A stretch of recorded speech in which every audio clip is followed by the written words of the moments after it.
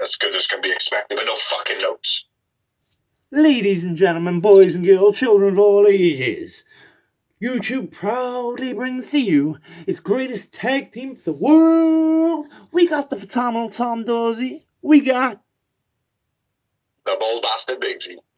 And together, we are the Real Wrestling Show Dash Blog. And a Happy New Year from us to you. As usual, we are doing this because we are real wrestling fans, doing this for real wrestling fans, which we believe is the best wrestling product in the world today, which is AEW.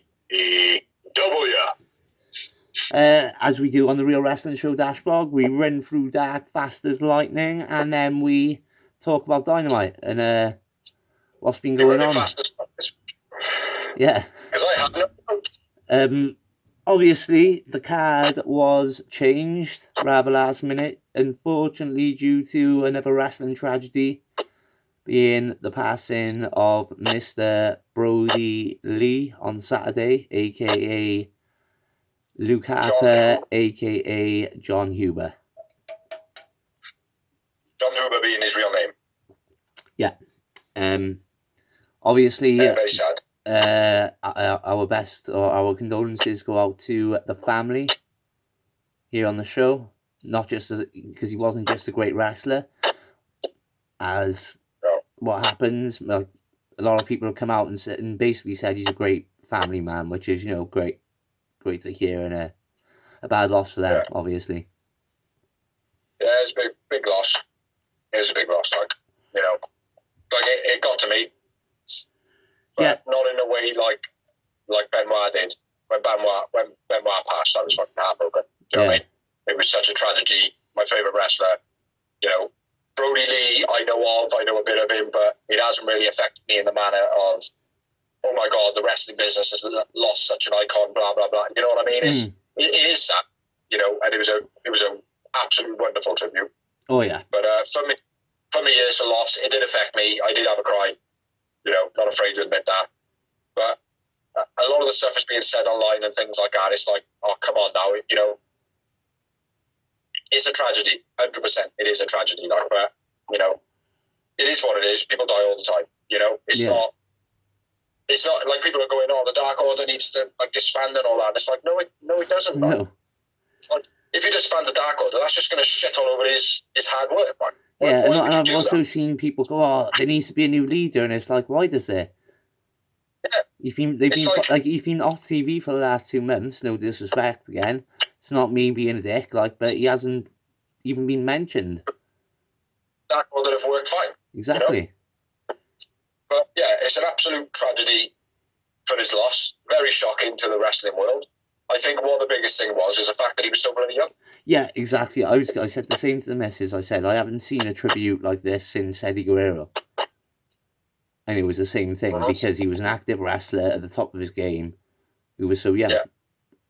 Yeah. And again, a great family man, so... Yeah. But I will say it was one of the best, like I said, probably the best tribute show I've ever seen since Eddie Guerrero. A lot of people giving WWE stick for the way they dealt with it, because they just did the typical thing right at the beginning of the show, a picture of him, the name, R.I.P, and how long they've lived. I haven't really got too much of a beef with it, because they do that with everyone, unless it's someone that is like... They do. Their first broadcast out usually is just a acknowledgement of, we know they've passed, and then usually it's like the next available show, they put a tribute on. But there's a lot of hoo-ha going around as well, they didn't put out a real tribute because they wanted AEW to put one out first. Yeah. Which, in my eyes, I genuinely don't believe that. I think the fact that WWE got a lot of stick from it, they thought, shit, man, Damage Control. Oh, well, we'll just say that we wanted them to do this first. Trying to get a bit of glory out the back end of a bad situation. I don't think anything. I think at the end of the day, WWE have done that for many wrestlers in the past, bigger names than John Huber or Brodie Lee. They've done it for Yokozuna. Well, that's how Yokozuna's tribute was, and he's a bloody Hall of Famer. Do you know what I mean? It's not about that though, mate. It's about the fact that they come out and said that we wanted to let them do their promotion, their tribute before we did ours. Yeah. It's like, that seems like a farce, you know. Let's move on. There's no need to get into the politics of WWE, and my point on the matter is I don't think WWE did anything wrong in it. I think they did their tribute like they've done to many wrestlers in the past. It was no different. It wasn't spectacular, but like I said, for many wrestlers, I will say one thing, that Luke Harper wasn't, like, he was a big character, don't get me wrong, and fans liked him, but he wasn't a big enough character on WWE TV to get any sort of send off, like absolute legend. Exactly. That's what my point is. Like I said with Yokozuna, do you know what I mean? He was a Hall of Famer, and he didn't get a tribute show. So no offense, why should Brodie Lee? Like, you know what I mean? Like you said, he's not. Yeah. He's the maximum he did was the Wyatt family, right? You know what I mean? Pretty much. That's the bit. That's what he's known for in WWE. He's not known as Luke Harper, right, as such. Yeah. So, but anyway, let's move it on, man. So over to you. Yeah. So we're gonna go super fast through Dark. Match number 1 was Vari Morales versus Ray Phoenix for Pentagon Jr. Vari Morales' AEW debut. I thought it was a woman.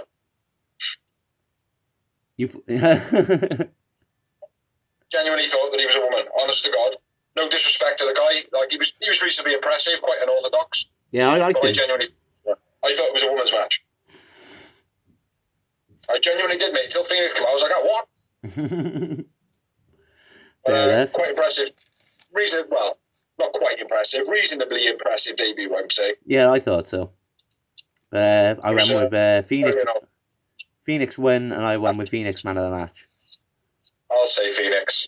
I'll go with Phoenix. I've got the notes, by the way. You'll probably hear me say that quite a lot this episode.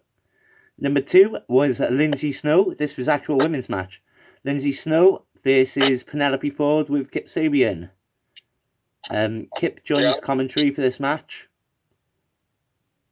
It was a pretty decent match. Ford hit the springboard stunner nice this week, and Ford was man of the match. I thought the stunner was terrible, as it always is, and I went with what's her name, man of the match? Snow.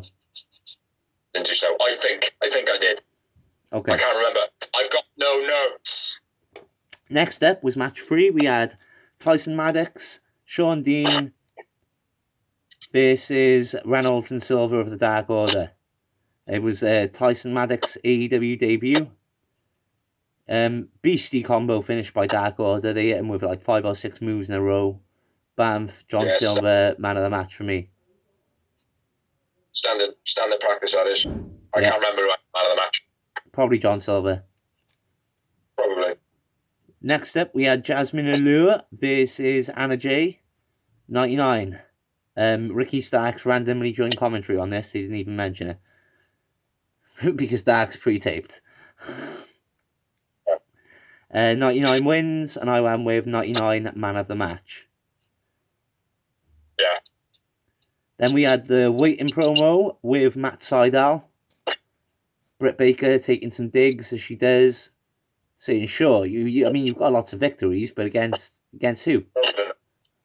Which is true. But I'm quite looking forward to Cody versus Matt Sydal. I think that could be a real good match, because Matt Sydal's been on fire lately for me. Yeah, he has been pretty good.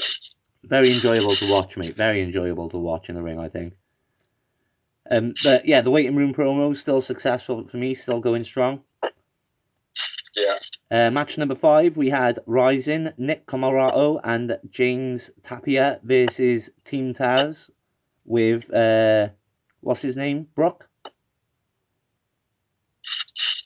Taz's son, Brooke? What? Madison Brooke? No, it's Taz's son. Name is Brooke, right? Brooke? Yeah. It was James... It was James Tapia's AEW debut. Team Taz win, and I won with Brian Cage man of the match. I can't remember. I feel like I'd give a newbie a man of the match in this one. Fair enough. Match number 6 was Fuego del Sol versus Griff Garrison with Brian Pillman. Avalon on commentary, waffling on about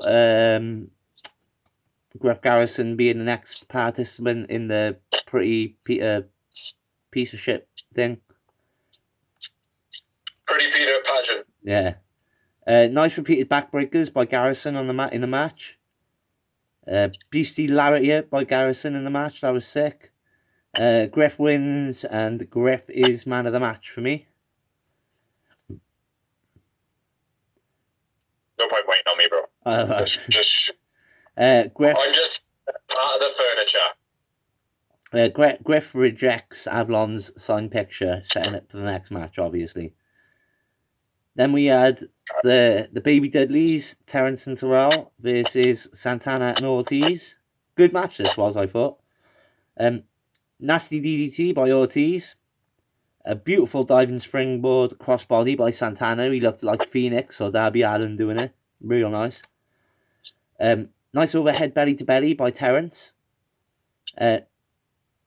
Tyrell moves a lot like Devon. I know they both do, but Tyrell looks like a proper spitting image of him, like in the ring, like. Yeah. 3D on the Santana on Ortiz, but Santana makes the save. Santana and Ortiz win, and I went with Santana man of the match. Match number 8 was Aaron Solo versus Sammy G. Sammy G, hell of a show. Sammy G been on fire lately, I think. Sammy G wins. Sammy G man of the match. Sammy G cuts a promo saying that he's a 10-year pro and people are going to know. Yeah, the same old 2021, next new year, new me, blah, blah, blah. Essentially. Next up, we had Ariel Levi and El Cavero de Puerto Rico. What a name. Versus Chaos Project. It was El Cavero de Puerto Rico's AEW debut. Let's just call him Rico for short. Well, yeah. Chaos Project win, and I did go with Mr. Rico as man of the match, fair enough, to be fair. I think I did. Next up, we had Mandy Rankowski versus Leva Bates. Leva wins, and I went with Rankowski, man of the match.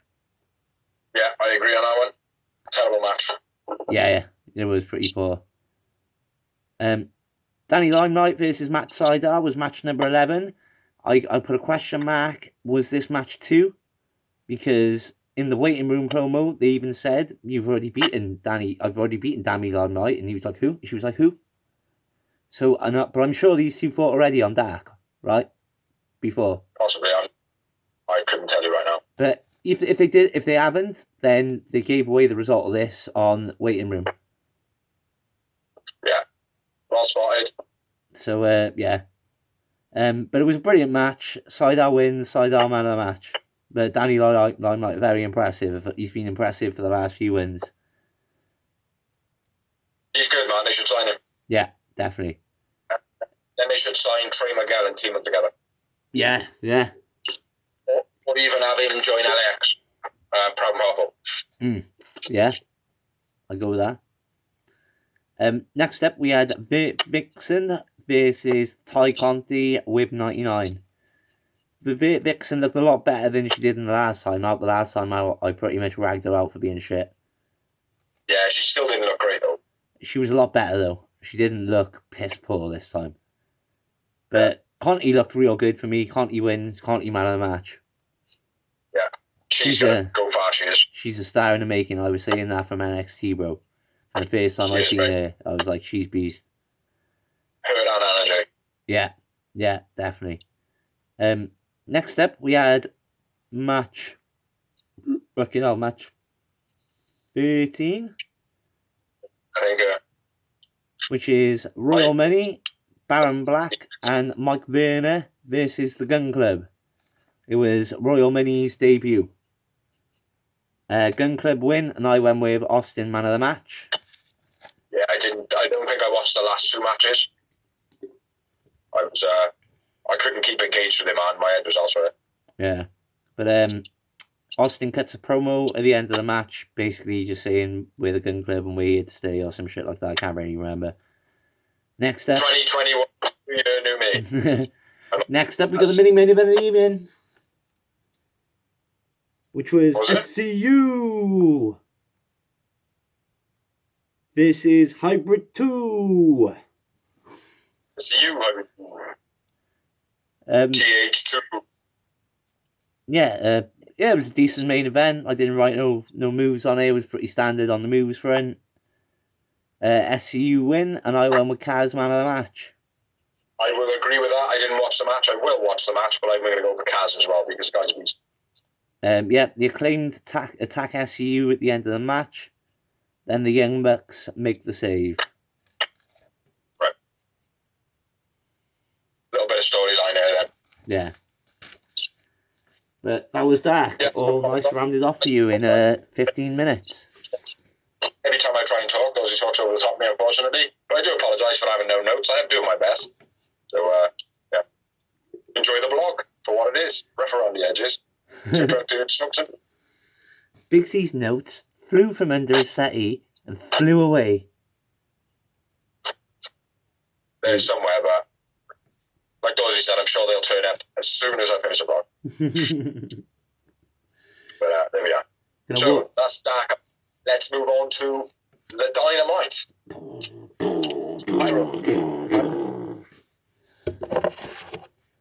Laser lights, not as much laser Brodie lights. Mind. Pyro. I can't do.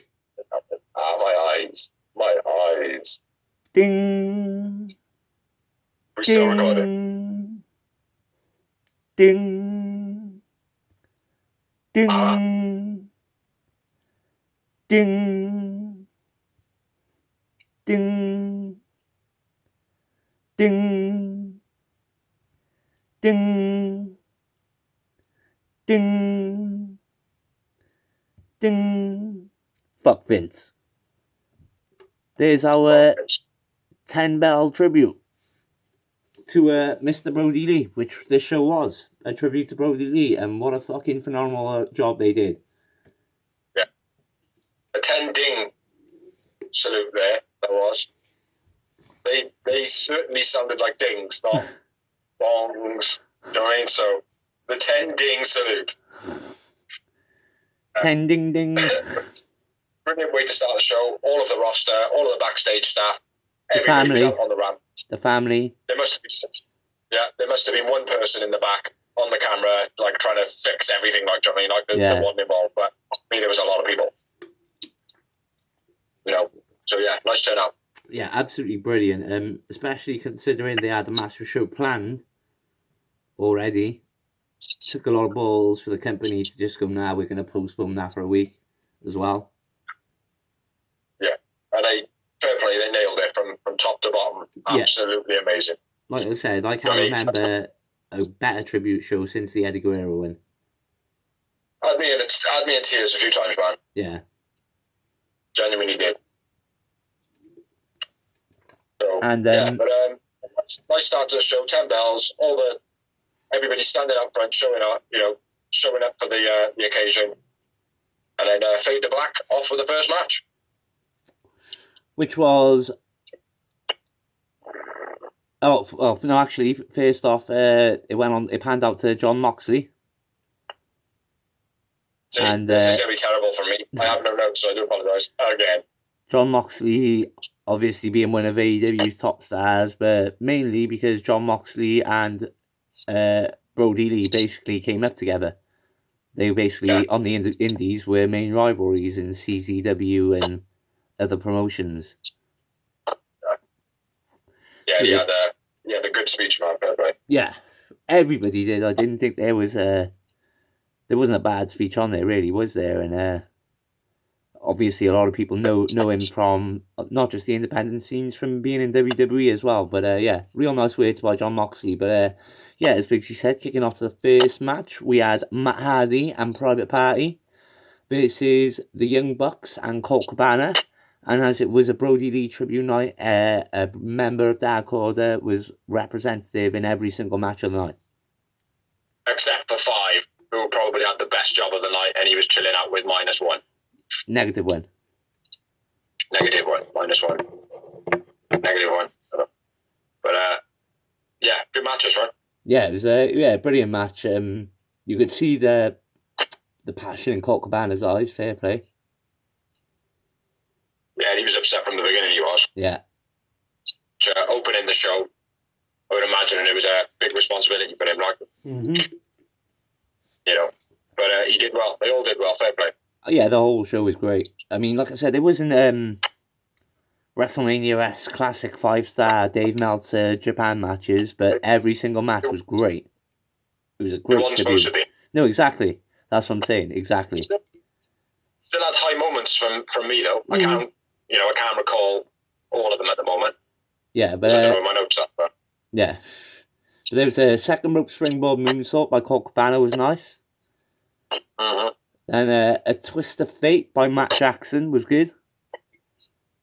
Yeah. Nice side flip by Colt Cabana onto Private Party.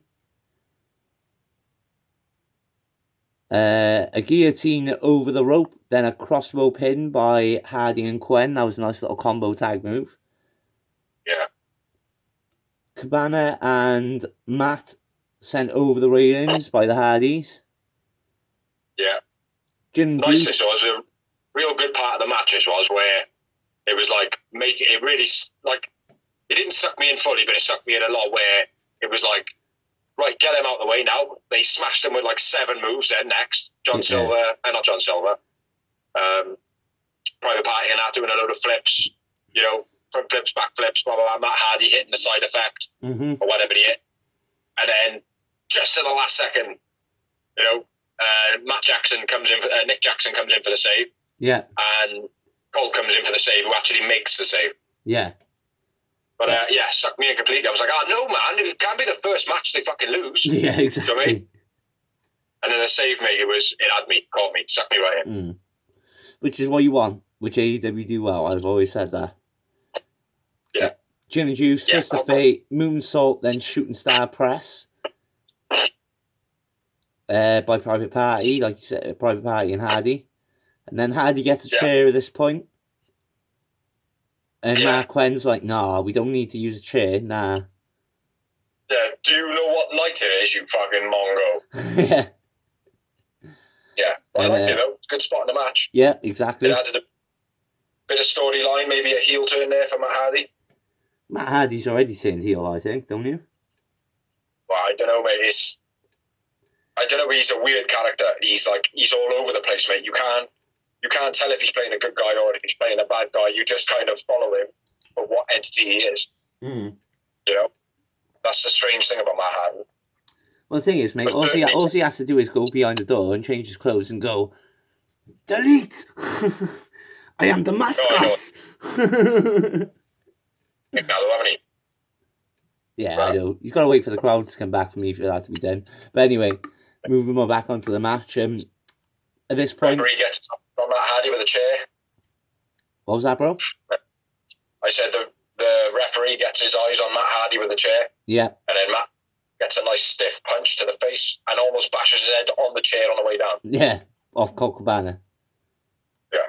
Then we had the basically the finish, which was Chicago Skyline, Indie Taker, then Superman pin by Bucks and Cabana. The Skyline was brutal. Yeah. Brutal, mate. Real nice, like. But I think, if I remember rightly, I had 4 moments in this match. Well, that would sound about right, bro, because I've got 4 Yowie Wowie moments. And I went with Matt Jackson.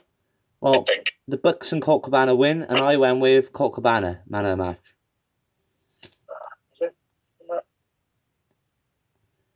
Yeah, I think it was Matt.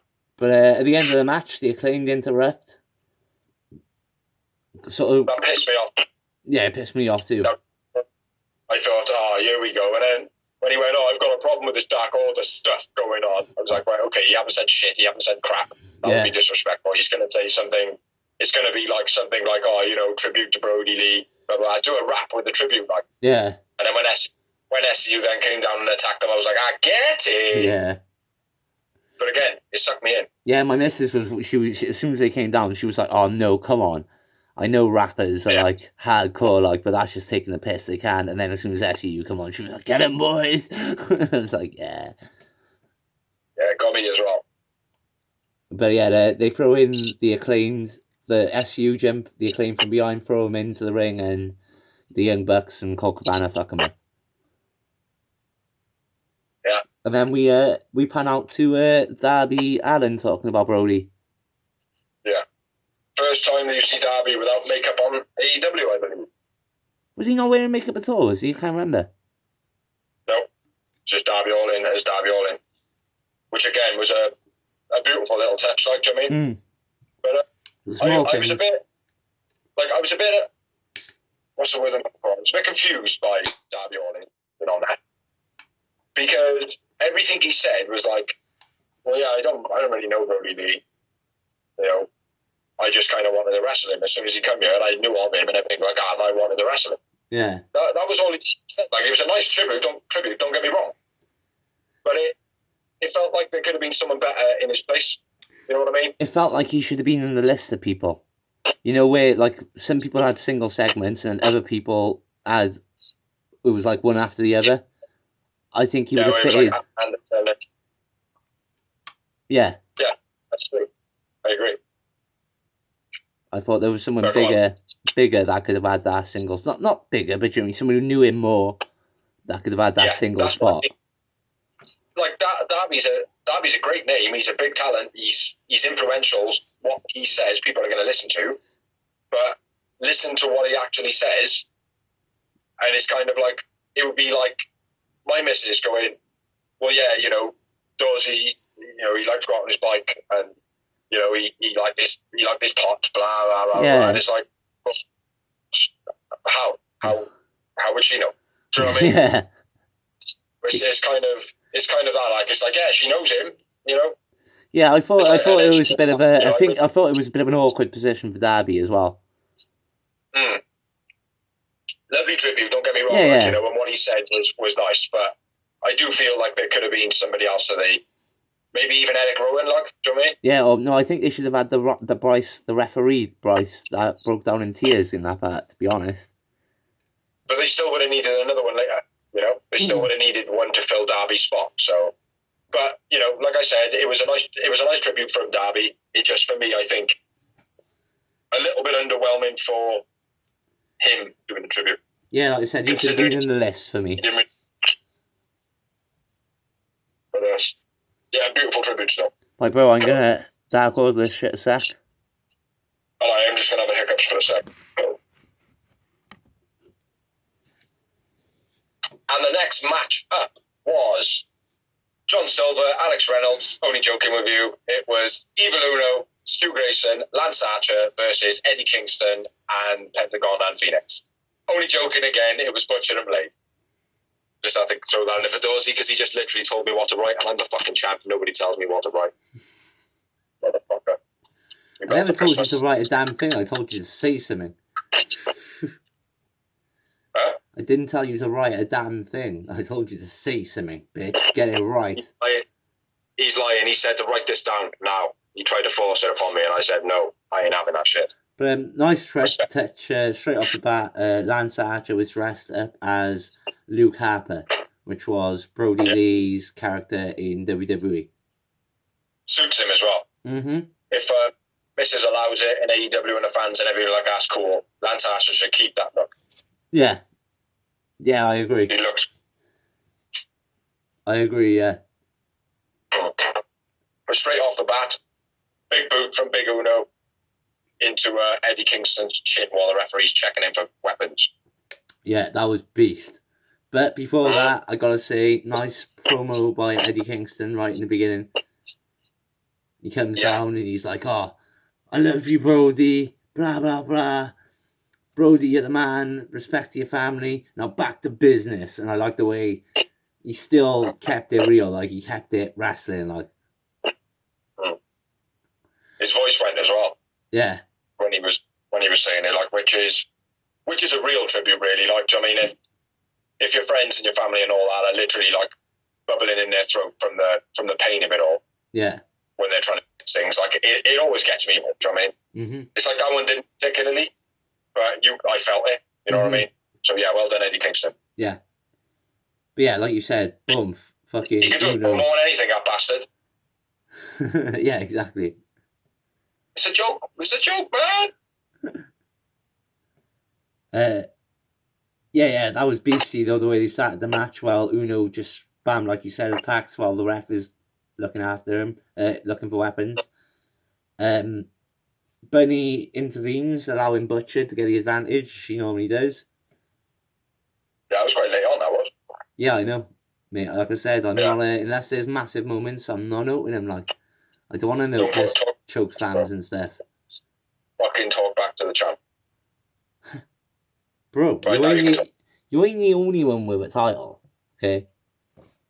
What? I got 2 belts. I got this motherfucker, and then I got the NHS World Heavyweight title, don't forget. Oh, this motherfucker, though, bitch. No. Shit. Hey, how far are you in your book, bro? What? How far are you in your Young Bucks book? First page. Still first page. I love it. Mate, you know what? It's only got a couple of pictures in it. Anyway, Beastie Brodie slammed by Grayson. That was sick. The boss man slam that Brodie does. Yeah. Stu Grayson done it fucking awesome. Nice. What? You're struggling now. I said it was out of nowhere. Yeah. Beastie Swanton by Evil Uno. Nice half and half by Uno and Grayson. Standing rock bottom by Archer was beast. What? The standing. No, standing rock bottom. It was a rock bottom, bro. He's spinning around then. Boom. I've probably seen it, but I can't remember that. I remember him hitting the chokeslam, mate. Fucking brutal. Yeah. Then he walks the rope, Undertaker style, old school. And makes I got a note for me, that one. Springboard moonsault. Beastie by Archer looked sick as well. As long as he only does it now and then, I'd like to see it. Like, I mean, I don't want him to be doing it every match. Like I said, it's got to be a special occasion thing that has. Yeah. Frog splash off the middle rope by Archer. Nice, nice DDT. No, go on, bro. I like the triple teaming where they he scoop slammed Uno and then saved Stu Grayson and they double suplexed him onto Eddie Kingston. Man, that was fucking brutal. That was, mate. Yeah, and it was entertaining. I bet he pushed the wind out of him a bit. Yeah, man. And then nice DDT by Eddie Kingston while staring Jake Roberts, sort of taking a piss. Yeah. Obviously, the DDT being Jake's finisher. Yeah.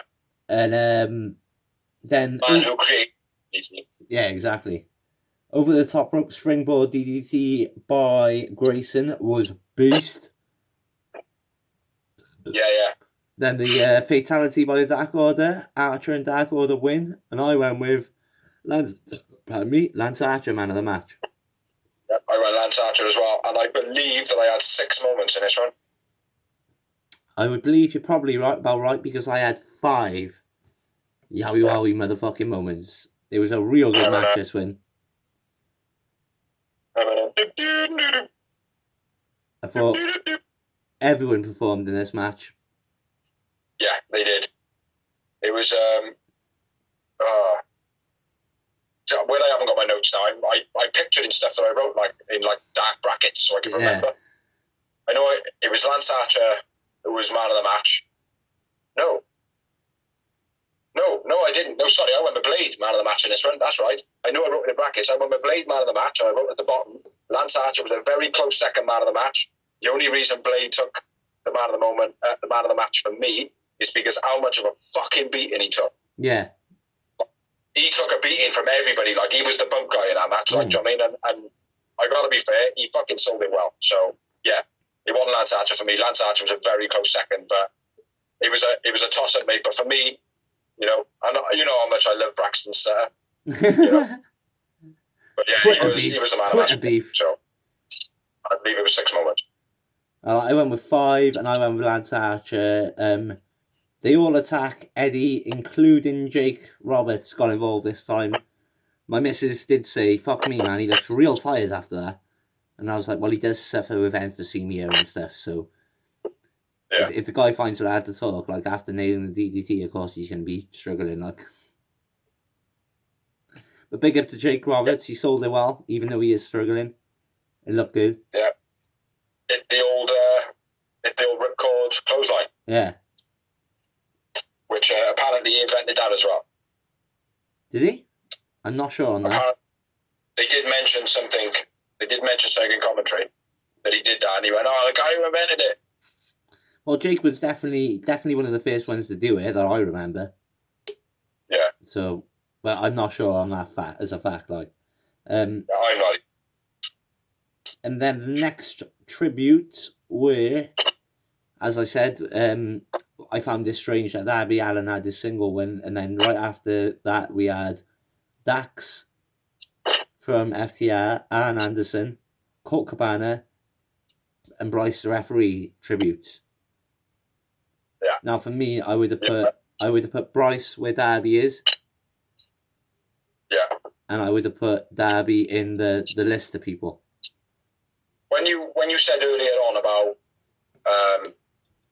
switching Bryce, for some reason in my head I had it as that Bryce did his own one. But I remember now Bryce was on there first, wasn't he? And then it cut into the others. I think it was Bryce first, then it went into... No, it was Dax first, then it was Arn Anderson, then it was Colt Cabana, then it was Bryce, and then it finished. I thought Bryce was first. No. It probably the fact that Bryce was one of the ones that got me, man. Yeah, I was tearing up at that because it was just real, wasn't it? Do you know what I mean? You can tell when things are real and when not. I think everything is real, but like there's a difference in knowing someone. And obviously people have known him for longer when they've been, like I said, a lot of people don't realise these wrestlers know each other from independent scenes. And when you're on the independents, you sleep together, you work together, you stay in the same, you basically live together. Yeah. It's like Bryce and Eddie Kingston, they've already done a bit of an angle where Eddie's been like, well, what are you playing at, bro? Like, I mean, me and you were well back. Yeah, exactly. It's like, that's a real angle of the storyline that exists. That's real. Mm-hmm. Do you know what I mean? Like, it doesn't have to all be faking wrestling. That's what's great about AEW. But when you look at it like that, where Eddie Kingston was welling up about Brodie Lee, you can see clearly, like, it's like, right, you can see that there is this massive click here. Like, do you know what I mean? Like, you can see that Bryce and Eddie Kingston have both got this huge connection that you can... It oozed from the screen. It oozed from the screen, mate. Yeah, exactly. You know, I felt pain. I did. I felt all of their pain. You know, a really nice promo, man. Yeah, it was real. Like I said, the only reason, like I said, it was no disrespect to Darby. I just think Darby having his own one should have been swapped with Bryce and should have been put in with Dax, Arn Anderson, and Colt Cabana. I agree. But I said promo then. It wasn't a promo. It was a tribute. Yeah, tribute. Yeah, so, my bad.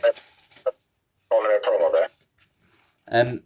Next up, we had Hangman and Alex Reynolds and John Silver versus Santana. Johnny Hungy versus Santana, Ortiz, and MJF with Wardlow. Entertaining this was. Yeah. Very entertaining match. Great with a tribute as well. Great to get the son involved as well. Yeah. It was good, like, you know, when MJF played his character to a fucking T. Mm-hmm. You know, and it's like a lot of people online, they went a bit mental with this and they were like, oh, it's so disrespectful. And it's like, well, it's not really. It's like at the end of the day, it's like when you go to a funeral, not everyone's crying. Do you know what I mean? Like, everyone's laughing and joking. It's like, the exact opposite. It's the ultimate respect. Brodie Lee's son got to clock the biggest heel in AEW with a kendo stick. How is that not the ultimate respect? Yeah, exactly. Exactly, Stupid mate. people. Fuck Vince. You know, fuck Vince. The one thing I thought was a bit dodgy on MJF's part is when he pulled the mask off. First of all, when I watched it, I thought he cracked his head on the railing. Yeah.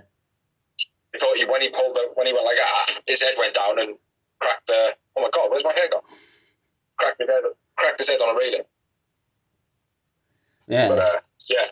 Well, man, shoot into the match. I'll see if I can keep up. Well, because I don't have notes. I do apologize. He's got a championship belt to look smug with. Yeah. Thinks he just turned heel. Fuck you. That's right. Fuck Vince and fuck those. Fuck Biggs. Fuck Vince. John Silver was wearing a replica of Mr Brodie Lee's outfit, which was nice. Yeah, there's been some stories online circulating. Obviously, I don't know if you've seen it because you don't do social media too much. I have been on it like a hawk the last week. Basically, John Huber, aka Brodie Lee, bought the outfit for John Silver to do a BTE bit. Yeah. The very last episode that Brodie Lee is on of BTE, John Silver is left in the room with Brodie Lee on his own with that show of respect. Yeah. So this was supposed to be a BTE gimmick / something for John Silver to go forward in. But I would like to say, if you give him a beard, if you give him a moustache and dye it black and put a red hat on him, he would be Mario.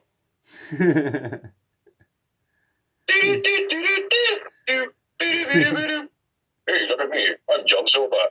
Johnny Hungry. But yeah, he looked like a Mario brother. Yeah, I agree. Now you said it, yeah. I see it. Hey, why are you sleeping with my Reynolds? MJF was doing the kiss ass with the Puerto Rico drinks and the Proud and Powerful head scarf thing. What are they called? Bandana. Bandana. Like this. A bandana like... I've got it upside down. It says, wah. A bandana like this. 3 and 4 throw the papers at Santana and Ortiz doing the BT gimmick. Stick this right here, just around my waist. Where's your belt, Griff? Where's my belt? My belt's by here, Biggs. It's by here. Oh, look at that scumbag. Scumbag. Yeah, I love it. Thank you, babe, for the belt, by the way. But yeah, crack on. What are you saying thank you for? The belt or throwing your notes away? You dickhead. I'm going to hold this right here.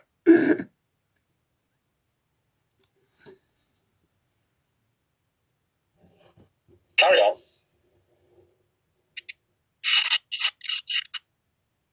What are you doing, you motherfucker? Anyway, yeah. So, MJF gets a negative Wynn's face, which is Brodie Lee's son. And then gets a fucking...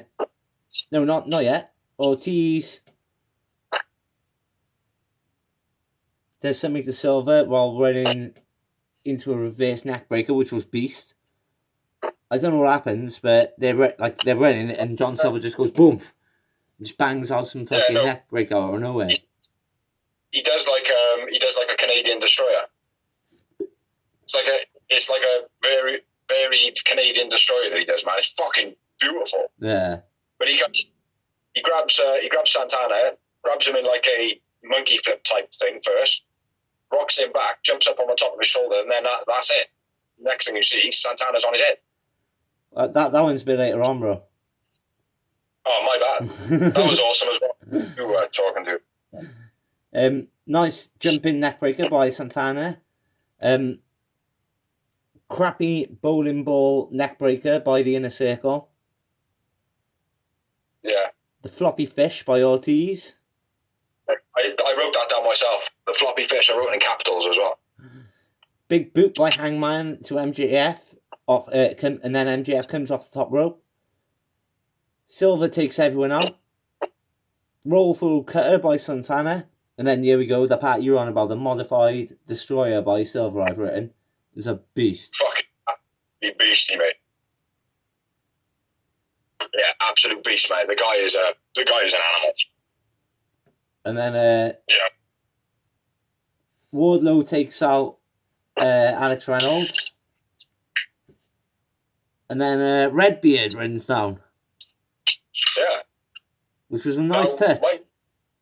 My missus said, she was like, do you think Rowan will be there? I was like, I don't know. There's a possibility, like, but honestly, I didn't think he would be.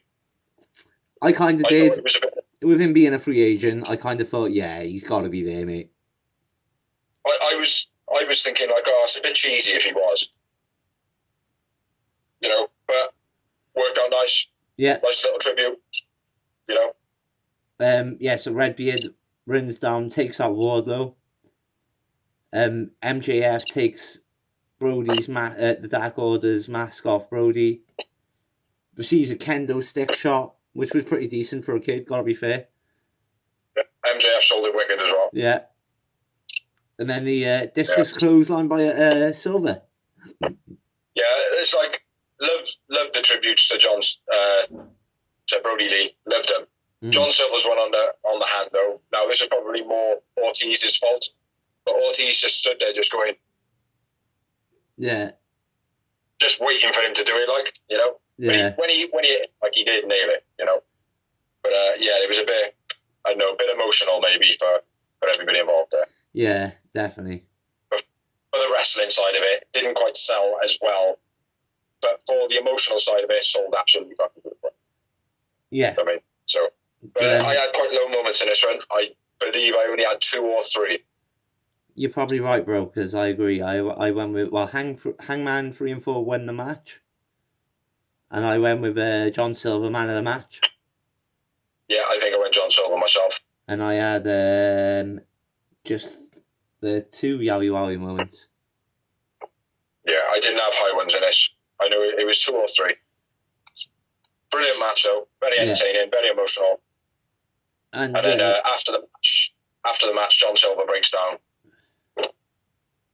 And Redbeard holds up a sign saying, "Goodbye for now, my brother. See you down the road." Yeah. I thought it was brilliant. It was hard. It was hard watching John Silver, man, to be honest. Yeah, because you can tell, obviously, he's they've grown close recently, and like, I mean, when you meet like someone like that status in your career where you're at, yeah, it would be emotional as fuck. It would be emotional as fuck. It would be like losing a mentor, like, do you know what I mean? Yeah.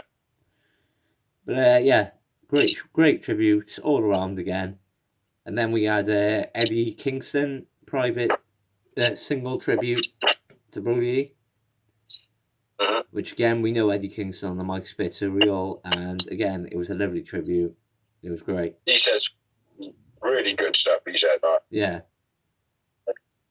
If someone said that to my kids, I'd be like, yeah, fair play, man. You know. Yeah. Really nice, man. Kingston. Really, really nice.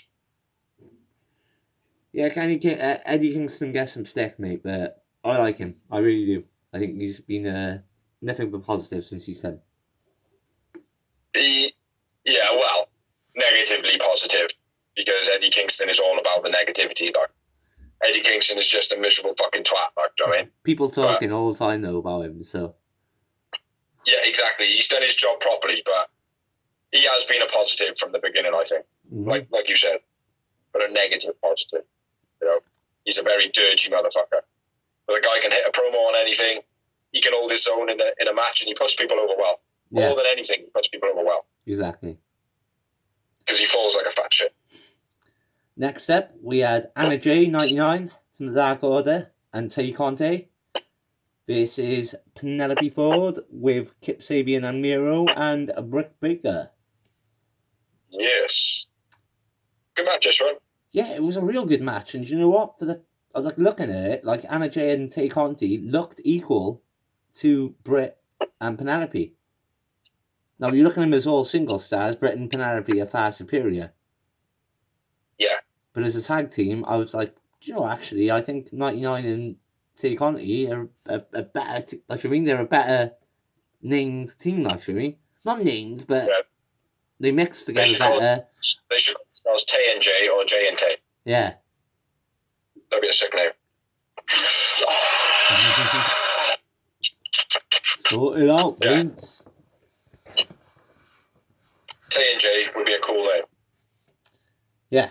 But anyway, back to the match. Nice flatline there by Anna Jay. That was beastie. Yeah. Nice release German by Ford. Then Rebby intervenes. Nice top rope elbow by someone. I didn't write who. Nice gutbuster by Ford. Blockbuster by Ford. Springboard into the Queen Slayer. Counter by Anna Jay. That was nice.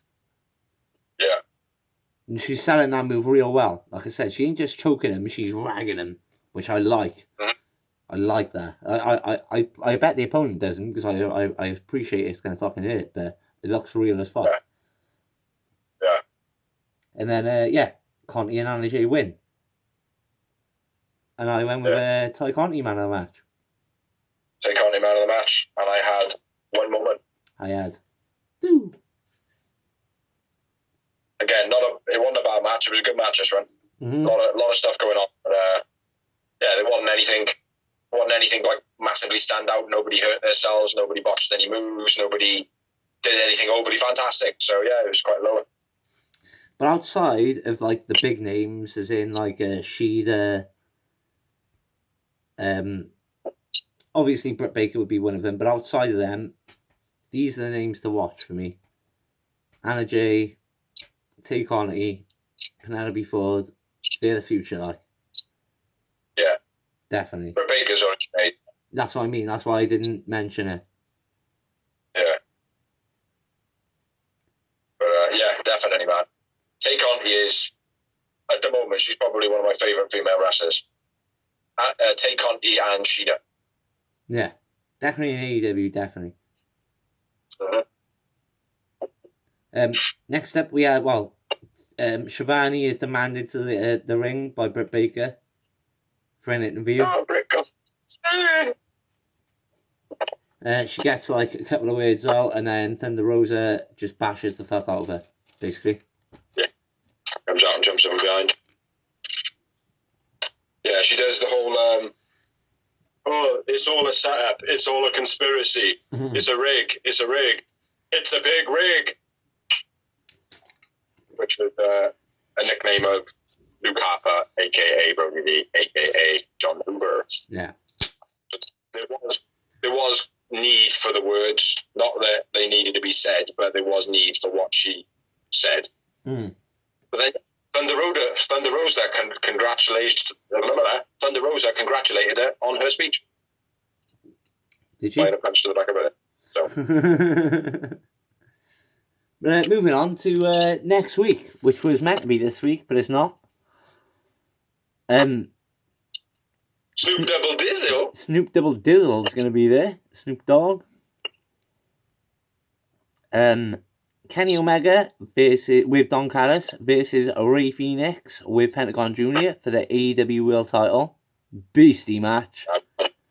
That's going to be good. That's going to be fucking awesome.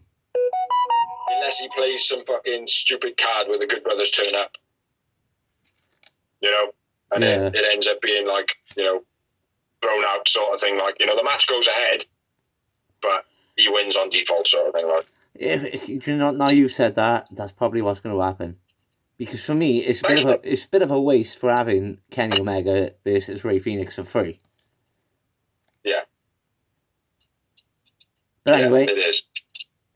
Either way, I think it's going to be a good match, even if it is a blowout. I think the first 10 minutes are going to be sick no matter what. Yeah. John Moxley returns in a squash match, probably. Did it say he returns or in action? No, we just said John Moxley. Well, I've written returns, so... It might be since he's lost his belt, actually. Yeah. Yeah, it would be returns. Shida versus Abaddon. for the women's title, AEW women's title. Ridiculous. Don't know why it's happening. Yeah, we've spoken about it enough. We don't need to go back to it. Young Bucks and SCU versus Hybrid 2 and the Acclaimed. I don't know why they're in the match. Yep, I don't know why they're getting such a push. And it's not Hybrid 2 doing Hybrid 2 any favours either. No, it's like, why are they getting a push, man? Do you know what I mean? Like, nobody cares about SCU. No? It's a joke, people. It's a joke. Nobody cares about the Acclaimed. Well, yeah. I think people care a little bit about Max Caster and Anthony Bowen, for that matter, but I don't think they care about the Acclaimed. I don't think nobody cares enough about them. Like, they've just come out of nowhere, and I like that normally about wrestling, but they don't deserve to have come out of nowhere. Like I said, they've been on Dark, yeah, they've beaten like a load of nobodies. Who cares? Yeah. Like, do you mean it's not like they've beaten SCU? That is it. That's the only recognisable win. It doesn't always. You don't always have to beat people, mate, to be over. No, I understand that. Goldberg done it as a career. Like, I mean, he beat like 50 people that we didn't care about, but we loved Goldberg. Yeah. Do you know what I mean? But the whole point of it is, it's the whole, it's out of nowhere, and I not only like that about wrestling, but they're not good enough. Yeah, to be there. Agree. And it's not even like, if it was WWE, I'd understand, because they are desperate for tag teams. They've only got like a certain amount of tag teams, and then they have to make them. Yeah. But like AEW have got enough tag teams already. Like, I mean, like Anthony Bowens, right? I'll say now, that guy can wrestle. Like, he's a real good wrestler. I agree. I completely agree. And I mean a real good wrestler. Yeah. It's like he haven't shined yet. You know, when he gets his feet going a little bit, that guy is gonna fucking out wrestle most people. He reminds me of a young Shelton Benjamin. Yeah. Do you know, that's a perfect thing, mate. Do you know what, right? And do you know what the problem with Shelton Benjamin is? He had no personality whatsoever. And it's the same thing with Anthony Bowens, unfortunately. He is so vanilla. It is unreal. Mm-hmm. You know, he's got no angle. He's got no gimmick. He's got, like, his look looks okay, but his look is for somebody who can pull it off, like an EC3, or somebody who's got that swag, like Ricky Starks can pull that off. Yeah. But Anthony Bowens' look doesn't, like, his body language doesn't actually get that over, like, do you know what I mean? Like, he needs to be a bit more, you know The Rock in, what's that film where he got a big afro? Get Shorty? Be Cool. Be Cool. He needs to be a bit more like that. Yeah. I think, Anthony Bowens. A little bit more like that, a little bit more, you know, a bit boisterous. Yeah. But anyway. Okay. Moving on, we got Jake Hager versus Wardlow, which I'm looking forward to. Yeah, that's going to be awesome, that is. Yeah.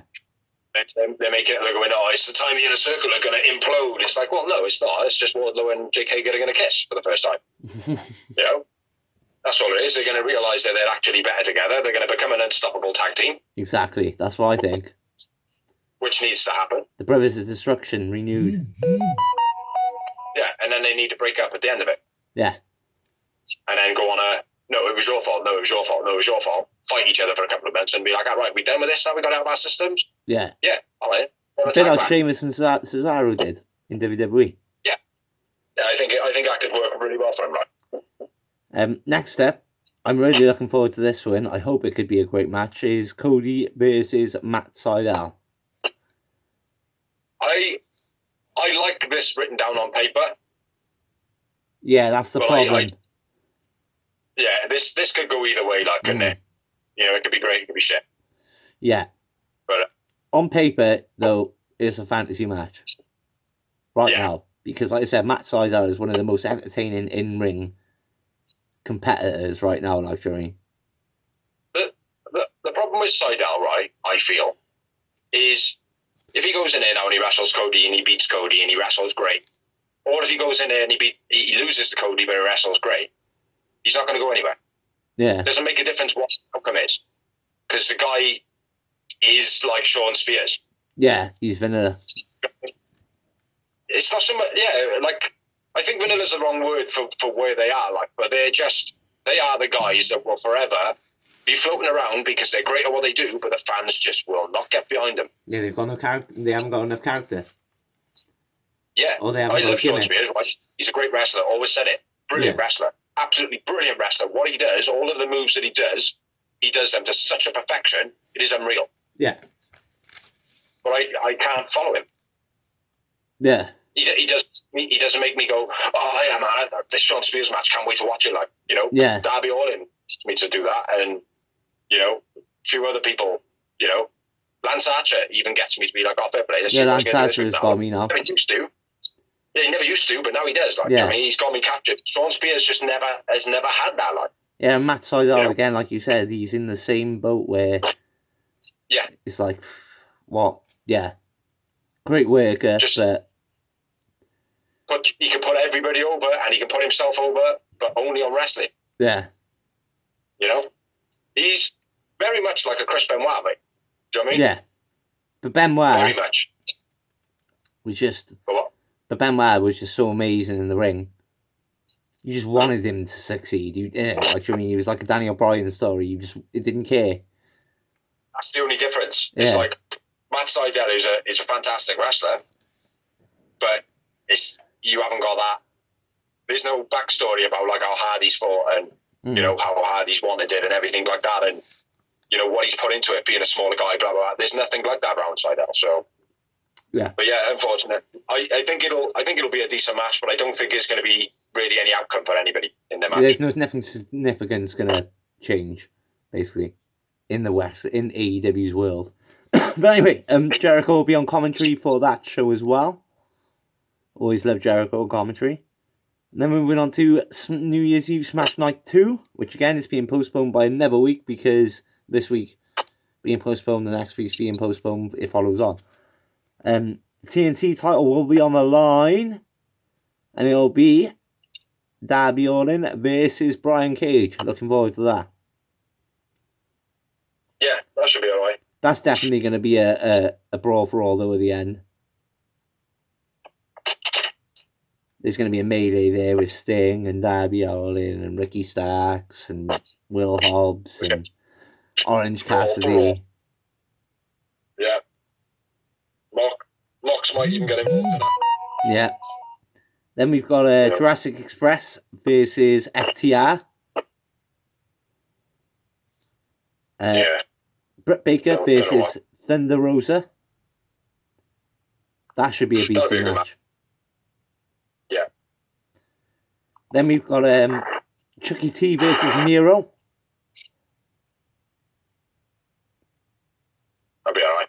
Yeah, it should be alright. I hope Chucky T don't get injured as well. Yeah, hopefully not. It's good for Orange Cassidy, though, because he's going to get even more spotlight shone on him now. Made that a bit loud. And then we've got Pac versus Eddie Kingston, which I'm quite looking forward to. Took their sweet ass time to get to him, mind. Yeah, definitely, but they have to, don't they? Got to drag some things out. Yeah. And then the next up, we had a Jericho tribute to Brodie Lee, which was nice. Yeah. I thought the dog story was really cool. Yeah, I read that. Before he told it, I read that online. Yeah, I did too. Yeah. But yeah, mate, a dog's instinct is usually right. Do you know what I mean? And it's a strange one, mate, because what everybody is saying, just being a human person, like a human being, whatever, what people are saying just justifies what a dog will sense. Yeah, exactly. A dog wrong one from a mile away. Yeah, exactly. No. Well, I you know me, mate, I keep an eye on the wrestling and things that happen, and I never heard a bad thing about Brodie Lee before his death. Like, you know what I mean? Normally, like, look at the Ultimate Warrior, right? I hate to be an asshole, but when the Ultimate Warrior is a Hall of Famer, he's a legend, nobody can take away what he done for the business. He's well known. He took it to the next level. Whatever. But before he died, everyone fucking hated him. There's so much stuff about him being a cunt or bastard. Everybody. You can't erase it, actually. And then the moment he died, those same people are like, oh, he was a good guy, he was all this, he was all that. But with Brodie Lee, Luke Harper, John Hubert, there has been nothing but praise before and after. Do you know what I mean? Yeah. I've never seen a negative thing about him, ever. No. Well, mate, to be honest, before his death, I didn't know much about him at all. Like, it's like, I know more about him now that he's dead than I ever did when he was alive. There's only been a few stories, like, but they're like personal stories, like him buying John Silver's thing and the Jericho Dog story. But other than that, there's nothing I didn't really know that has come out. Because I've always liked him. I said to you when they did the whole thing with Randy Orton joining the Wyatt family. Yeah. It's like, now they can make Luke Harper a star, bro.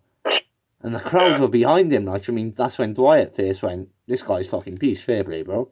Why ain't they making him a star, like? And that's where they as they do so many times, fuck Vince, skip the boat. Yeah. But anyway, enough about that. Have we got any more matches left for in 2 weeks' time? Postponed it for a week to make it 3 weeks' time, 2 weeks plus one? Nope. But I'm going to have to dark order this shit one more time. Jesus Christ, that's alright, because I need a whiz as well. So, moving on to the main event of the evening, which was Negative One's Dream Tag Team match. Dynamite. Yes.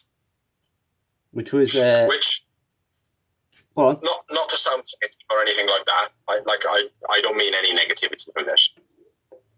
I feel like 10 minus negative ones, maybe dream match was probably a little bit better and involved different people. You know? Maybe some of them that were in the match were some of his favourites, but I think it was more kept the storyline, or he was maybe told, right, you know, you've got all these people you can pick from, you know? But being Cody, Orange, and 10, you know what I mean? Yeah. And then making out 10 to be his favourite wrestler. I don't know. I'm not sure, man. Would 10 be anybody's favourite wrestler?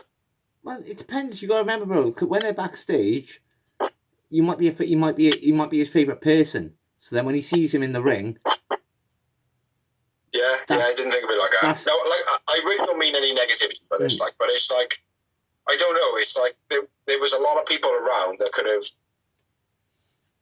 maybe potentially been more of a match. I don't know. Maybe I'm just being a bit of a dick. I don't know. I think here was the score. He was told you can pick your two favourite wrestlers, but there has to be a member of Dark Order. Yeah, maybe something like that. Yeah. And he was like, "Well, who's my favourite member of Dark Order?" 10. Yeah. Do you know what I mean? Because the whole thing about it was there has to be a member of Dark Order in every match. Yeah. But Cody and Orange Cassidy would be a kid's dream team, wouldn't it? That's believable. Yeah, I try hard and I try sometimes. Orange is just cool, isn't he? That's it. Simple as that. Like, Orange is just cool. But anyway, run off the competitors in the final match of the evening, which was them versus Team Taz, which was Will Hobbs, Brian Cage, and Ricky Starks with Taz, and obviously Team Negative 10 had Ann Anderson because Cody's with him. My impression of Will Hobbs. So I'll kick it off, bro. Is it a hook stuck in my lip, bro? Wheelbarrow suplex off the ropes by 10 was beast. Hobbs counters Orange's DDT into a spinning powerbomb. That was real nice. Yeah. Hobbs, fair play. People were just bouncing off him left, right, and centre in this match, weren't they? Yeah. Like we said from day one, like we were like, Will Hobbs, yeah, when to watch. From match one, didn't we? We said it. Yeah. Nice thing. Huh? That's why he got his big break. Exactly. Cody's watching the show. Desperate. Notice we stopped saying fuck Cody and fuck Tony. But you need to still... No, don't be saying we in that shit, bro. You said it last time. Just because I just went on instinct of what you said. I don't feel that shit, man. No, we stopped saying it because Dark has got better. It's got a little bit better. It's still too long. I love Cody and Tony, motherfucker. I do too. I do too. I don't have all this shit here for nothing. Oh, you can't see it. I'm saying like that. You can't see my talent. Normally you can see it. It's all back here. Dynamite, Mox, Lucha Brothers, Bullet Club, Mox, Jericho. It's all there. Where's your Tony Khan t-shirt, Dosh? Fuck Vince is enough, I think. We'll have to get some t-shirts made up. Yeah. But anyway, that's the match. Nice vertical suplex by Hobbs, and then Brian Cage comes in and does the exact same thing. In that, right, I genuinely thought, because when he did his delayed suplex, Will Hobbs, I wrote it down. Nice delayed suplex, you know. He looked good doing it, like. And then he dropped him, and I looked up, and there was another suplex being done. And I'm not shitting you, right? I was like, okay, he's doing another one. And it was only when he dropped him and Brian Cage stood up, I was like, what? It was Will Hobbs doing another one, like. I just thought, powerhouse, you know, doing two of them, showing off, you know. But honestly, when Brian Cage showed, I was like, what? But yeah. So anyway, big major, but carry on. Nice power slam, then power bomb by 10. Mm-hmm. Then Starks hits the spear. It was nice. A nice flatliner by Brian Cage. Real nice. Because it's hard for a big guy to do a flatliner and it looked good. And it was real sweet, fair play. He does it some weeks and it don't look too good. Yeah, I know. But this week it looked real nice. Yeah, it looks a bit blocky sometimes. Tornado DDT by Starks on 10. If only Fagel the Soul could do that, eh? But yeah, it was nice. And then at this point, Taz grabs his steel chair, goes up to the ramp, and Anderson counters and does the exact same thing. Yeah. They kind of face off. Causes a bit of a ruckus, mayhem, as you say. Orange Punch, Crossroads, then Spinebuster by 10, on Starks, Orange and Cody 10, win. Yeah, good match. It was a real good match, mate. It was, there was a lot of entertaining moments in it. And I believe I had 5 moments in this one. And I believe... Nope. Can't remember my man of the match. Well, I went with 10.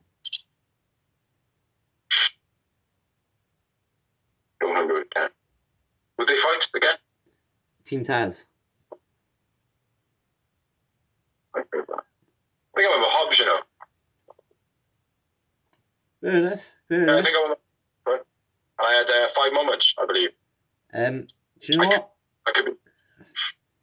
I've only got 2 moments written down, but I haven't got a second dash, which makes me think I forgot.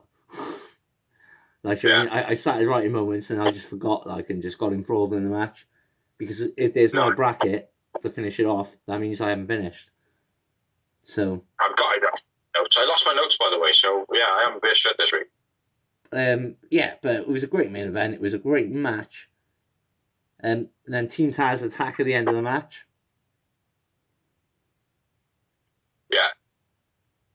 Yeah, and then the lights go out.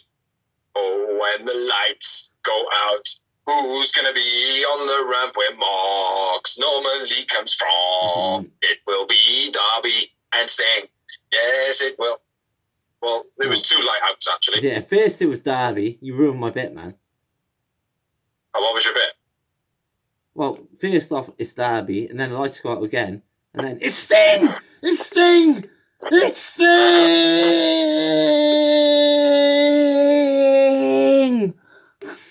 I'm going to have to stop you there, Tony.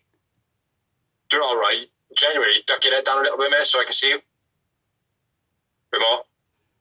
I think, right, you could probably really, really well pull off the Tony Schiavone Halloween costume. Cheers, man. I genuinely think it... Good. So, next week on the blog, Dorsey dressed as Tony Schiavone. More likely Sting, but... That's just what you're being all asshole. But, sorry for ruining your bit, bro. But I thought my bit was more appropriate with the when the lights go out. Yeah, it's all good. I don't even know who sings that song. Yeah. Darby Allin and Sting walk to the ring. Team Taz make a scarce. Yeah, another great appearance by Sting. Yeah. At least they didn't advertise Sting for this week.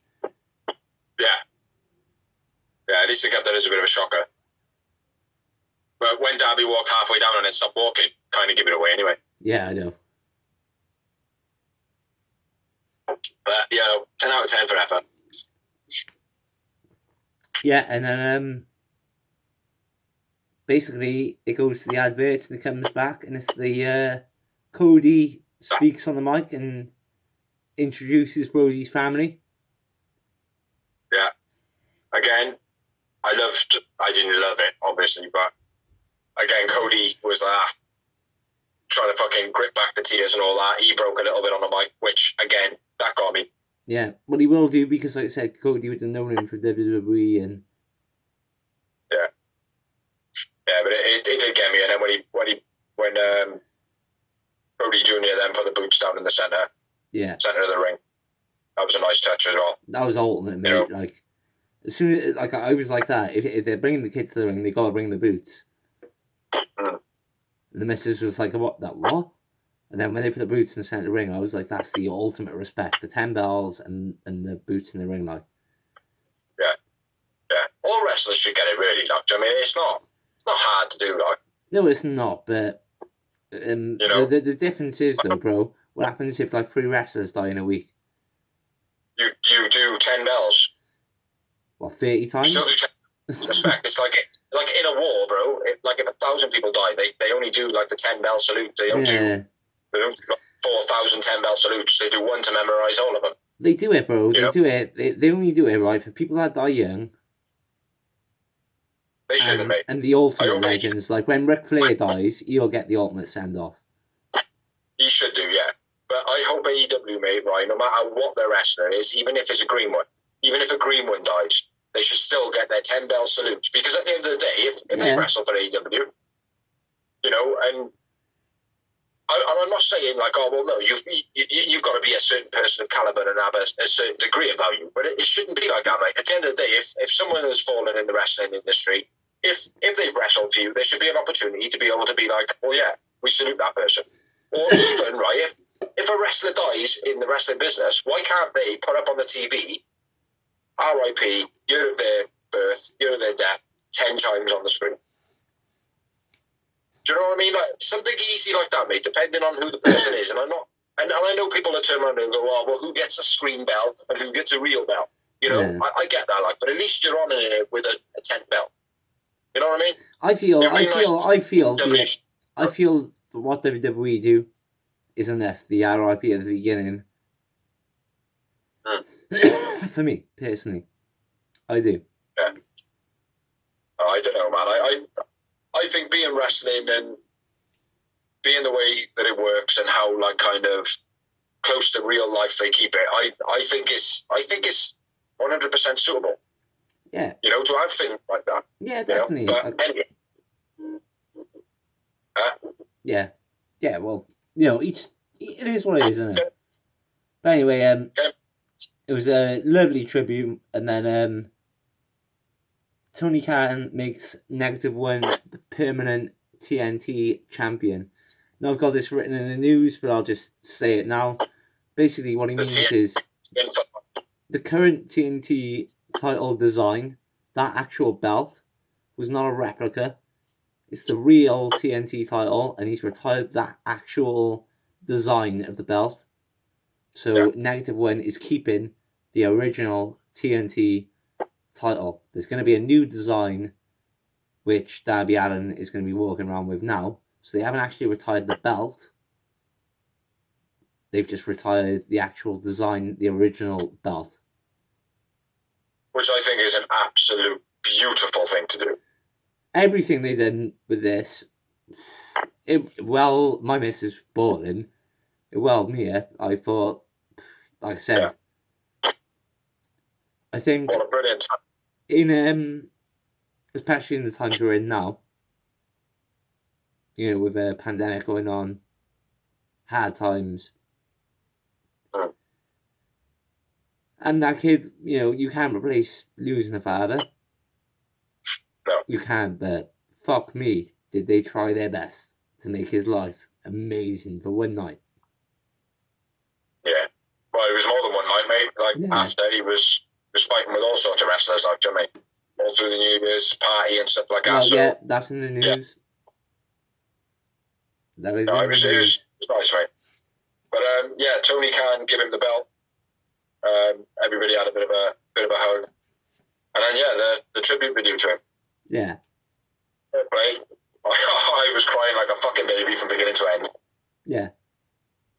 But I watched it live, and the missus was asleep next to me. So I was sitting there like that. Trying not to, like, sob proper. Yeah. So I was just, like, mumbling to myself. But, yeah, I was crying. It was hard. It was a hard watch. But fair play. 100% respect to AEW. Yeah. And I'm not sure what her name is. Sue. I want to say her name is Sue. She's on with Tony Khan's pre-show. Not pre-show. He does a show after Dynamite every week. He does like a half-an-hour chat where he takes questions from fans and that. Mm. And it's up on YouTube. And there was a bird on it. I believe her name is Sue, but she's the one that put the video together. So well done to her as well. Fair play. She deserves a lot of... And she's on it quite regularly. You would have known who this person is. Okay. You would have seen her on BT, Dynamite, etc. You would have seen her in places. Yeah. But anyway, big up to her for putting that video together. Yeah. Like I said, it was... I think this is like... And I don't mean this in I'm going straight back to business, but just for the sheer fact of how they treated that family will turn a lot of wrestlers' heads where I want to go. I mean, just from being a person, like a family man, and being a normal person, we've all worked for different companies. When you work for a company which gives a shit about you and a company that doesn't, you know the difference. Yeah, exactly. Yeah. AEW really showed they care about their talent. Yeah. Because don't get me wrong, Brodie Lee is like he's a big name, but he's not like. I don't mean this in a disrespectful way, but he's not a marquee signing like a Jericho, a John Moxley, a Sting. He was a big signing, but if AEW didn't want him, Impact would have had him. I think what AEW did really well, and they captured really well, was the actual feeling around it. Mm-hmm. Their tribute to Brodie Lee was captivated by the general, like, because AEW is kind of run on media and social media and stuff like that. They do keep their eyes in that kind of pie all the time, right? And their overall thing for me was this guy is respected, like, and it's not just by AEW. It's about everybody. So I think AEW were demanded to do something. Yeah. Do you know what I mean? Like, if they didn't put something on that was absolutely spectacular, it would have fucked them up as a business. And ultimately, it would have fucked up Brodie Lee's legacy to a degree. Like, do you know what I mean? Like, yeah. You know? So they had to get it right. They were in a position where get it right or fuck. Oh, fuck, they man. didn't just get it right, bro. They nailed it out of the park. Smashed it so fucking hard, mate. Do you know what I mean? It was like something out of Space Jam, mate, when he was smashing the balls into space, bro. Do you know what I mean? They smashed it out there. So yeah, well done AEW. Big up Tony Khan. Big up Cody. Big up the Young Bucks. Big up Kenny Omega. Anybody that was involved in it, I big up them ones because obviously they're the EVPs. Yeah. But big up the involved in it, man. Absolutely fantastic job. Big up all the Dark Order. Big up all the people that were behind the cameras. Everyone. 2 thumbs up, Big Z to AEW. 2 fingers up from Big Z to Vince McMahon. Exactly. Vince. So moving on to the news and rumours. I have got a few that I can remember now, so let me rattle one off. One or two. Arn Anderson has said that his son is now in training to become a wrestler. Nice. Which I believe that his name is Brock London. But anyway, yeah, his son's in training to be a wrestler. Nice. another bit of news. Don't know how official this is, so this could still be a rumour. It could be throwing you off the scent. Tessa Blanchard will not be wrestling in AEW because AEW have basically come to the conclusion that, well, yeah, they love her as a talent, but although she's a great talent, she is a bigger pain in the fucking ass. So, therefore, I think they've stepped away from using Tessa Blanchard in the future. I believe that's rumours. I believe that's Daddy going, I know how the business works. You know how the business works. Let's play it like that. Well, that's why I said what I said in the beginning, mate. It could be true. It could be false. It could be throwing you off the scent. It could be a ruse. You know, I believe that's a ruse. I believe that's a ruse. Anyway, on to my first part of news. Impact renew Sami Callihan's get on walk. Sami Callihan's contract. Yeah. He put up a tweet. Yeah. Go on. Oh, you carry on. No, go on. If you can remember, go on. He put up a tweet saying, basically, why the fuck would I go anywhere? Impact is my show. I made it what it is. I'm going to continue making it what it is, and I'm going to be the champ in 2021. Exactly. Which, yeah, I believe it. Yeah, I do as well. I mean, big ups to Impact because it's a big signing for them. Where they're getting in much, I don't know, but big up to Impact. Well, they're still on my Anthem, aren't they? I know they are.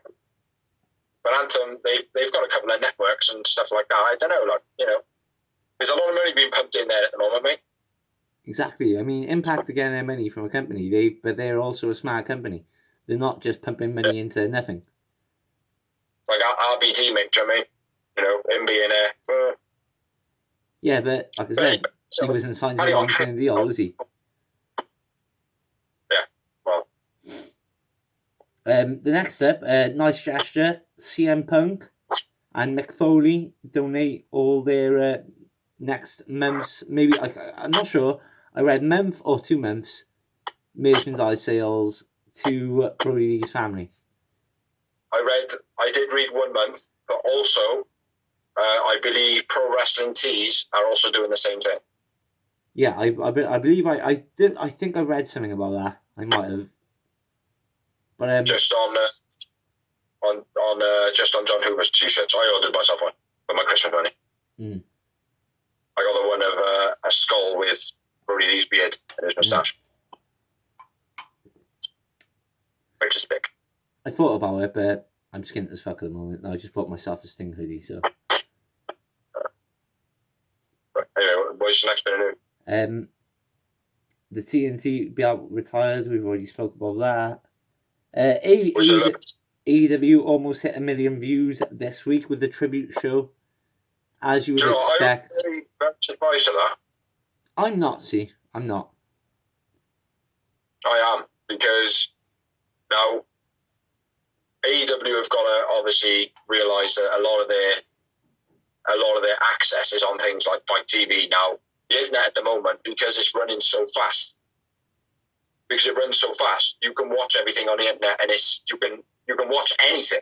Mm-hmm. It doesn't have to be on TBS Access or TNT or anything like that. You can watch it whenever you want. Like, so Fight TV is something you can access all around the world. Yeah.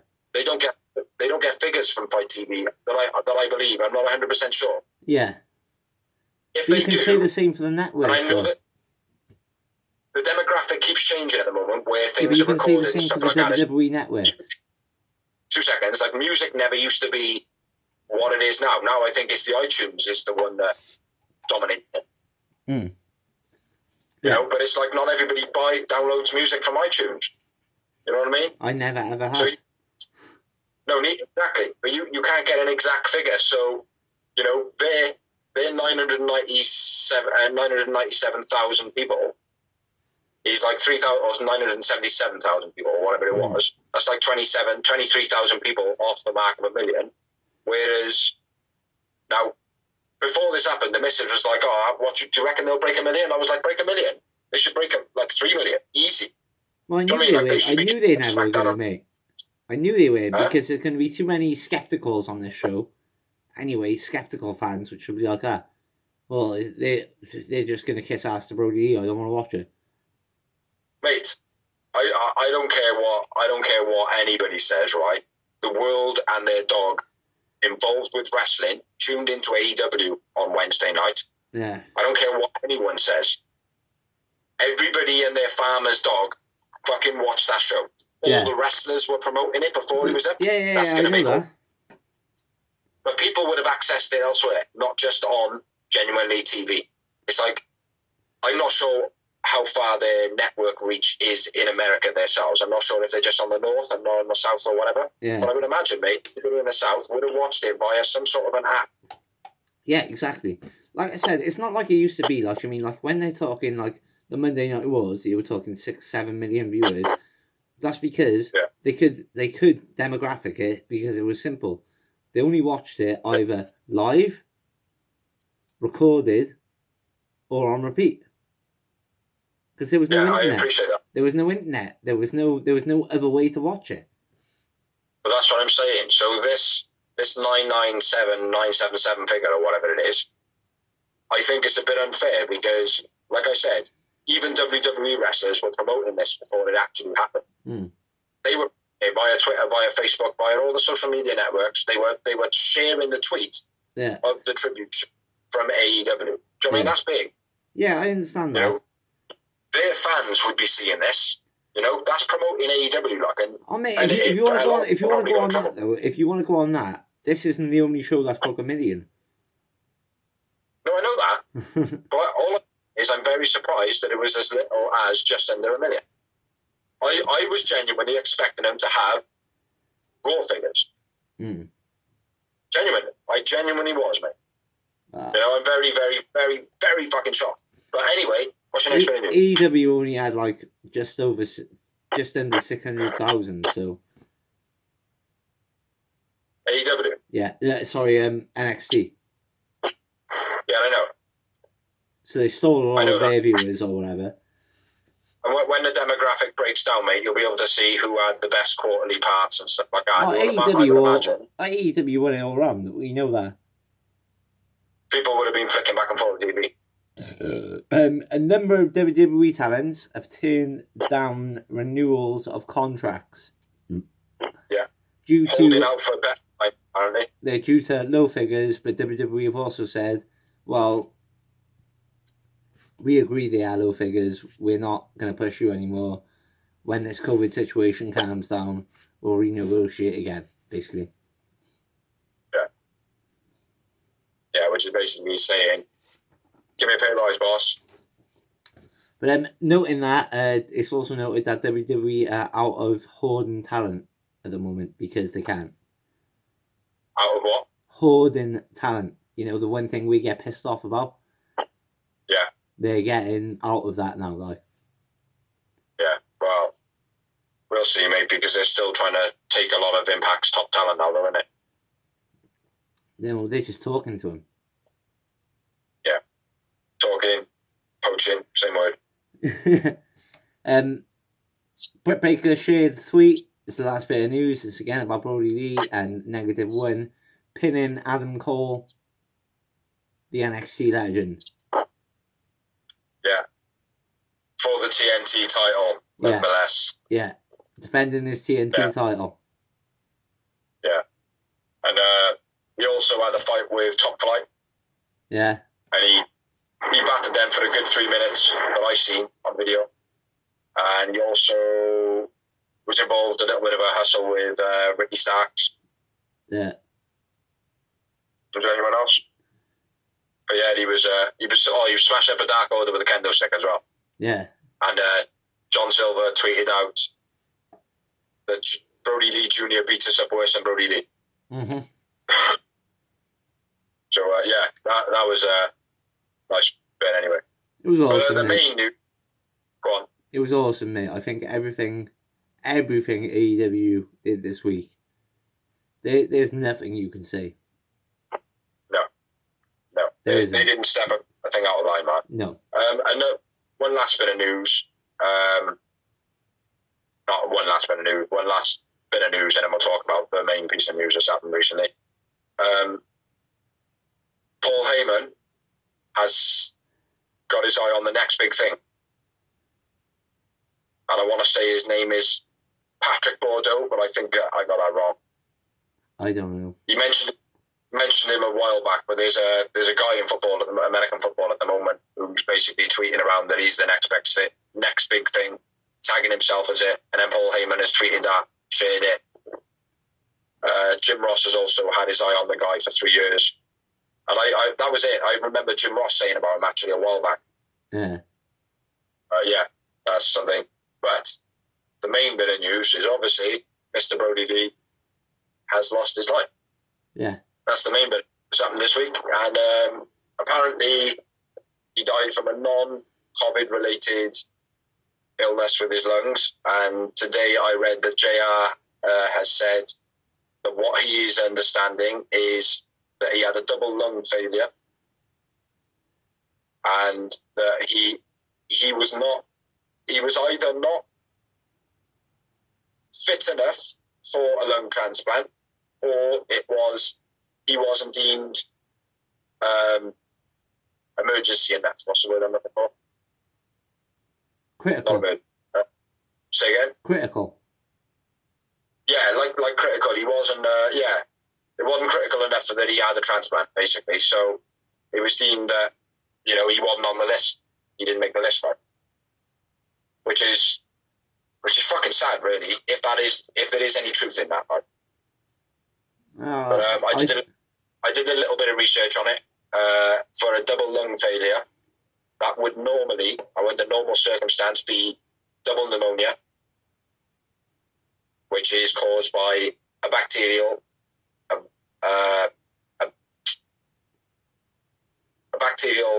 pathogen, a viral pathogen, or a fungal pathogen. Now, in America, they do have problem with mold and stuff like that. Like I was speaking to my missus about it earlier. They do have like issues because of the humidity. Yeah. Mold and stuff getting into their lungs can cause real bad problems. Yeah. It could be something as easy as got a bit of damp in his house. It could be something like that, or it could be something as sinister as COVID. But I will say one thing, another bit of news. This is all relating to Brodie now. People were online basically saying that his missus is a liar and saying that she's basically covering up for AEW about it being COVID and stuff like that.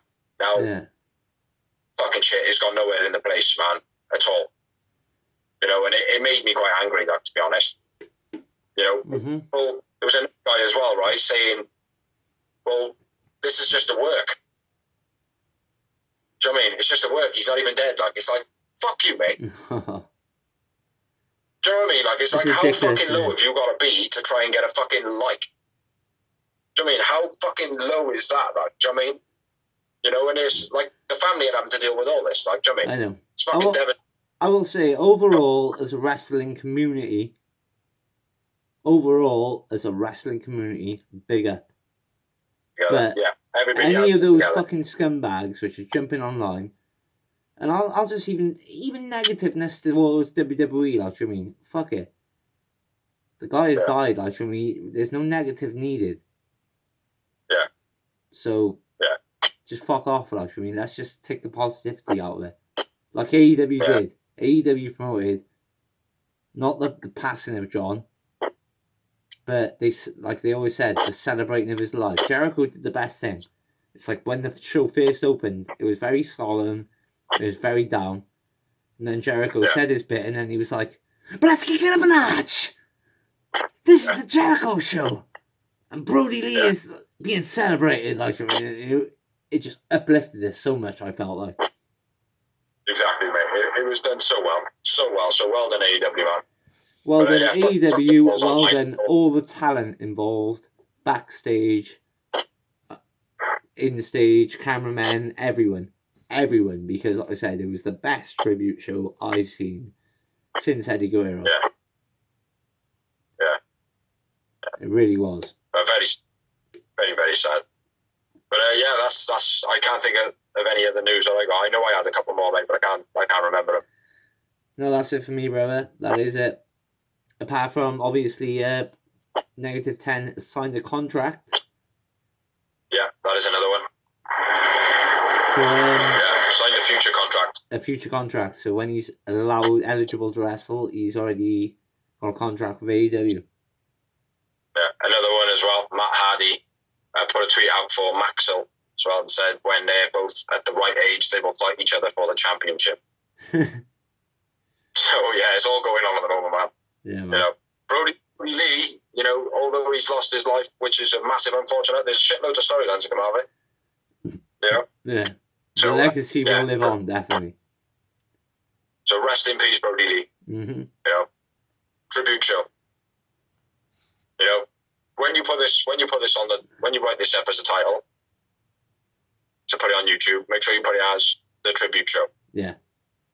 So do your little short down to the real wrestling show, and then do episode whatever, the tribute show, and then write everything else after. Yeah, I will. Don't worry about that. So, yeah. But yeah, thank you everybody who watches. Thank you everybody who shares. Thank you everybody who likes. I know that it was a little bit weird, but from me tonight, didn't have any notes, but I drank more beer, I smoked more do, because I had my hands free, didn't have to nod down and stuff like that. So I was always looking at the camera. You know, that's a change. Thank you, Dorsey, for still being alive. Thank myself for still being alive. You know, it's been a weird Christmas, I think, for everybody. Yeah. Happy New Year to everybody. Happy New Year's, peeps. Yeah, we'll be getting back to normal before long. I'm sure of it. Hopefully. Yeah, I've been phenomenal. But thanks. Everybody who helps. You know. I've been phenomenal.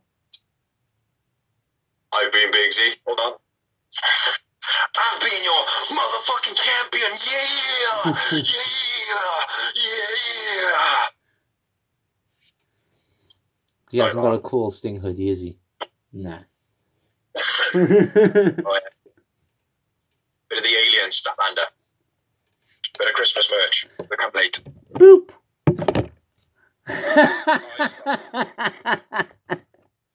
He's fucked it. Look at this shit.